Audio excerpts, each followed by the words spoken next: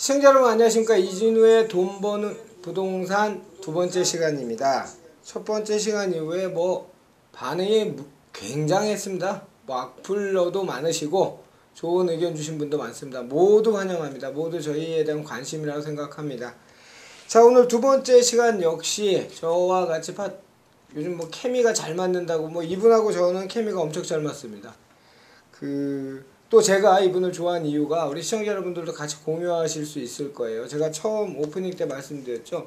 역사란 게 꼭 불필요하고 이런 게 아니고 그때와 또 다르겠지만 반추해서 반면교사로 삼아서 어떤 해법을 솔루션을 제시한다는 측면에서 굉장히 이분이 소중한 자산입니다. 대한민국 부동산계에서는. 자, 주식회사 도시아공간 곽창석 대표 나오셨습니다. 안녕하십니까? 네, 안녕하세요. 곽창석입니다. 건강 어떠세요? 조금 나아졌어요. 술 먹자세요. 그만하세요. 면역이 떨어지셔서 그래요, 곽 대표님.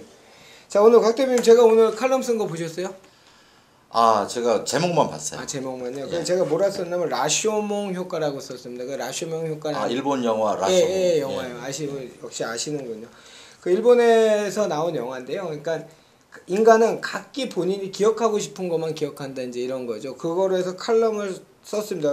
왜냐면 이제 오프에는 내용을 너무 길게 써갖고 제가 작심해서 썼더니 A4 한 3장 되더라고요. 너무 전문을 다 못 싣고 서울경제신문에서 제가 기사를 쓴 거를 거의 전문이 수정 없이 다 올라갔거든요. 그래서 주장했던 게 두 가지입니다. 하나는 현재 부동산 고분양가가 과연 고분양가냐. 자꾸 실질 소득 이런 것들로 비교해서 너무 거품이 많이 꼈다. 곽 대표님 아까 저한테 저번 방송에 얘기하셨잖아요. 얼마 전에 세계적인 석화학과 대학 우리나라 전문가들이 대한민국 부동산 거품이 없다라고 했더니 기자가 뭐라고 반박 기사를 썼다고요?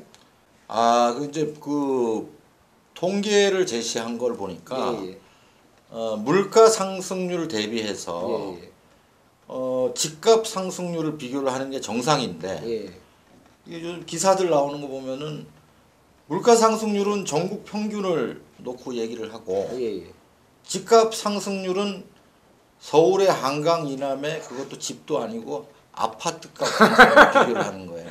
그리고 집값에 거품이 있다고 얘기. 비교 자체가 잘못됐네요, 일단. 비교 대상을 정확하게 선정해야지. 그렇죠. 그러니까 통계 왜곡이 나오는 왜곡이 나오는 거죠. 그래서 이제 그 얘기. 그때 당시에 물가 상승률도 좋고 우리나라 GNI도 좋고 GDP도 좋고 도대체 그런 기사를 쓰는 요즘 젊은 친구들이 우리나라가 얼마나 빈국이었고 그 아파트들이 얼마나 열악한 지금 환경이고 그게 이제 상점 벽해처럼 보이겠지만 새 집을 마련하는 과정에서 과도한지 안 한지에 대해서 한번 얘기 나눌 거고요. 하나는 노후주택 얘기예요. 공급 부족인데 주택 보급률이 100%가 넘었으니 1인당 한 채씩 다 돌아간 게 아니냐. 서울에 98%인데 실제로는 다가구 반영은 100%. 어디서 그러니까 같은 숫자를 보고서도 그렇게 다르게 판단을 하고 기사화를 시킬 수 있는지 저는 이해를 잘 못하겠습니다. 먼저 첫 번째 말씀드린 지금 대한민국이 얼마나 예전에 저희 선배들이 곽 대표님 포함해서 저희 선배들 아버지 세대들이 얼마나 위대한 세대였는지 자료가 하나 제가 이 칼럼에서 저도 통계청 자료를 인용한 건데요. 1970년에 우리나라 국민소득 또 GDP로 하면 시비 걸까봐 GNI로 제가 실질소득을 조사했는데 254불이었어요. 70년도에. 77년도에 1000불이었고요. 86년도에 무역흑자 원년이라 해서 GDP가 GNI가 2643달러, 경상수지가 49억 940만 달러랍니다. 우리나라 현재 수출 2016년 그 숫자가 4970억이에요. 저희 수출액이 49억이었던 수출 볼륨이 4970억으로 커졌고 GNI는 27,561만 달러로 거의 3,200만 원 이제 경제 성장이 이렇게 이뤘다는 얘기죠. 근데 지금 거의 제가 이따 또 얘기를 하겠죠. 모든 주택 중에 아파트의 거의 3분의 1이 20년 이상 된 노후주택이란 말이죠. 그러면 제가 그때 당시에 예를 들어 압구정 현대아파트를 분양가를 한 500만 원 주고 샀어요. 지금 한 20억 30억이 가요. 근데 30년이 넘었어요. 노후화가 됐어요. 그럼 내가 그동안 사실 돈도 벌었고 경제활동도 많이 해서 돈도 고가에 좀 쌓아놨고 또 주변의 환경이 점점 좋아지는 거죠. 이런 시대에 저번에 우리 첫 시간에 했던 곽 대표님 분양가 상한제라든지 이런 거로 획일화된 규제를 한다는 자체가 저는 도대체 참을 수가 없어서 그 기사 칼럼 하루 만에 쓴 거거든요. 저 얘기를 좀 해주시죠. 제가 지금 혼자 괜히 열받고 있는 건가요? 이제 분양가 상한제를 이제 보는 각도에 따라서 여러 가지 해석이 되죠. 그렇죠. 집값이 자꾸 올라가는 게 기준 가격의 변동이거든요. 분양가가 올라가면은 그 새 아파트 가격이니까 그걸 쫓아서 기존 아파트도 자꾸 시세가 올라가니까 그렇죠. 이제 분양가를 눌러야 된다 이런 논리예요.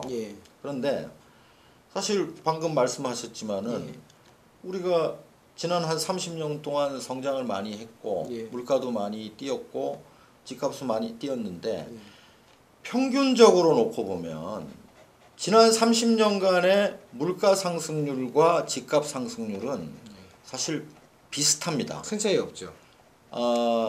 전국 평균으로 놓고 보면은 물가가 30년간 한 3.17배가 뛰었어요. 근데 이제 집값은 2.9배 정도 뛴 거로 나타납니다. 30년 동안요? 예, 30년 동안 그렇게 통계가 나오거든요. 그래서 집값만 과도하게 뛴 거는 아닌데 지금 보면은 특정 지역, 방금 말씀하신 무슨 뭐 강남의 압구정이라든가 반포라든가 이런 데들은 엄청나게 뛰었죠. 사실. 그렇죠. 그래서 아주 특정 지역, 일부 지역, 전 세계적으로 보면 어느 지역이나 부자들이 사는 동네는 집값이 많이 뛰었어요. 그런데 그런 곳을 타겟으로 해서 집값을 규제한다. 이거는 제가 볼 때는 문제가 있는 거죠. 어떤 부작용이 생길 수 있을까요? 만약 이런 게 기조가 현 정부 내내 간다면 인위적인 규제를 한다면 그런 거죠. 그러면은 압구정 현대가 비싸다, 뭐 반포가 비싸다고 해서 거기를 그 억지로 이제 분양가를 누른단 말이죠. 근데 거기에 들어가고 싶은 사람들은 굉장히 많단 말이죠. 많죠. 그런데 가격을 눌러놨기 때문에 오히려 찬스죠. 상대적으로 싸게 느껴지는 거죠. 그러면은 일시적으로는 눌려 있을 수 있지만은 시간이 지나면은 결국 과도한 초과 수요 때문에 결국은 가격이 더 뛸 수밖에 없어요. 이게 이제 분양가 상한제가 불러오는 역기능이죠. 부작용들이 실제는 나타나고 낮추려고 했는데 시장에서는 내성이 점점 탄성이 세지게끔 눌리는 거죠. 또 한 가지는 뭐 일시적으로는 또 그렇겠지만은 장기적으로 보면은 결국 분양가 상한제라는 직접적인 가격 규제 때문에 시장에 공급이 없어져요. 그렇죠, 당연히. 그러면 새로 안 지어지면은 멸실주택은 늘 있기 때문에 시간이 지나면 전세가 점점 뛸 수밖에 없는 거죠. 전세값 상승. 결국은 나중에 뭐 일정 기간 한 3, 4년 지나고 나면은 전세가가 지금 매매 가격보다도 더 높아져 있을 가능성이 역시 곽 대표님하고 저하고 캠이 잘 맞아요. 뭐냐면 지금 아직 제 칼럼 못 보셨다 그랬죠? 예, 못 봤습니다. 그 칼럼 중간에 그게 들어갔어요. 뭐냐면 2007년 참여정부 때 그런 것들을 시행했을 때 문제점들이 지금 말씀하신 건설사가 공급을 안 하고 그러다 보니까 전세값이 상승이 되고 하면서 제가 끝에 뭐라고 했냐면 내로남불이란 그런 요즘 그 조어 아시죠? 네, 내가 하면 로맨스고 남이 하면은 그래서 그런 내로남불이란 말인가 왜 그때는 그랬는데 지금은 된다고 생각하는지 필자로서는 알 수가 없다. 나는 도대체 알 수가 없다. 내가 전문가인데 이렇게 글을 썼거든요. 지금 말씀하신 똑같은 그런 내용이에요. 그거는 그 당시 저 뭐 정책할 때 저도 참여를 했지만은 참여정부 1기 때 참여했던 분들이 지금 좀 후회하는 게 있는 것 같아요. 그때 이제 뭐 꽤 강력한 대책을 했지만은 이걸 순차적으로 내놔서 내성을 강화시켰다.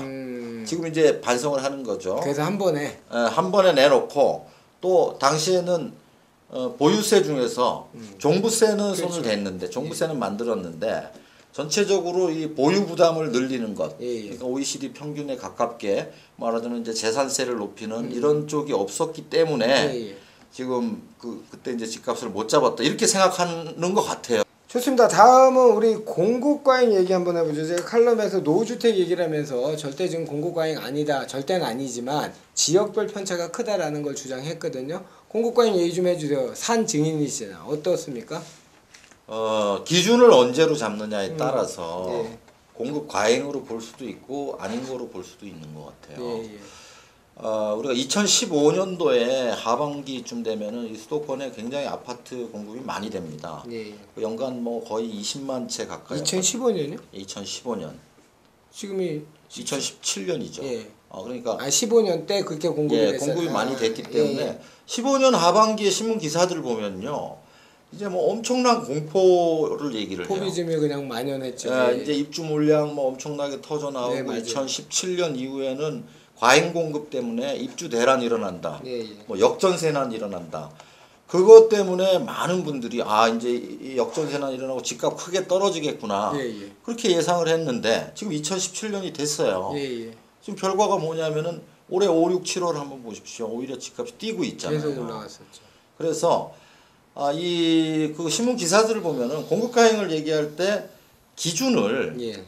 가장 공급이 적었던 입주가 적었던 한 2011년부터 13년까지를 기준으로 그렇죠. 그때에 비해서 2배 가까이 늘어난다. 그러니까 최저점에 비교를 한다는 거죠. 그렇죠. 최저점에 평균점이 비교해서. 아니고.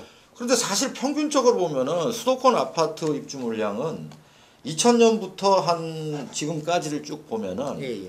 그래도 한 15만 가구 정도가 평균이에요. 15만. 그러면 2017년 올해는 예. 그냥 평균 정도 되는 거예요. 그리고 2018년 내년은 좀 입주량이 늘어납니다. 그렇죠. 한 20만 가구 가까이 돼요.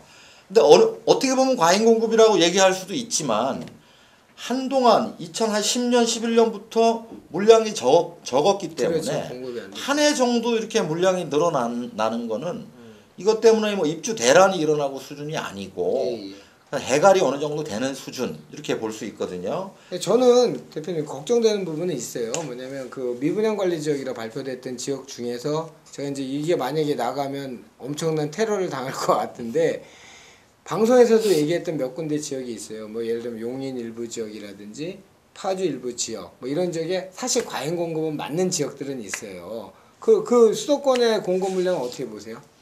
그러니까 2015년에 이제 경기가 좀 좋아지면서 많이 공급된 지역들이 서울이 아니에요. 예.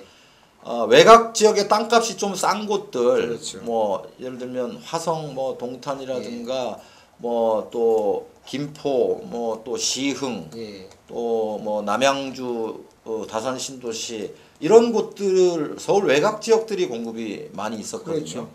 서울 지역은 그 예전 한 20년 평균으로 보면은 평균보다 훨씬 못한 공급이었습니다. 예, 맞습니다. 그래서 사실 그 입주 대란까지는 안 가겠지만은 전세가가 좀 떨어지고 할 지역들은 있긴 있어요. 방금 말씀드린 이 4개 지역, 평택까지 5개 지역인데 이런 곳들은 내년에 약간 뭐 전세가가 조정을 받을 수는 있을 거예요. 근데 최근에 전세가가 안정되는 이 요인은 사실 이런 입주 대란 때문은 아니고 아파트 입주 대란은 아니고 제가 볼 때는 이제 뭐 15년, 16년 지나면서 전세가가 워낙 많이 뛰었기 때문에 다세대가 많이 공급됐어요. 그렇죠. 그리고 또 서울로 따지면 서울 외곽 지역에 이런 자연녹지나 계획관리 지역 쪽에 많이 지었거든요. 그런 것들이 지금 공실로 남아 있습니다.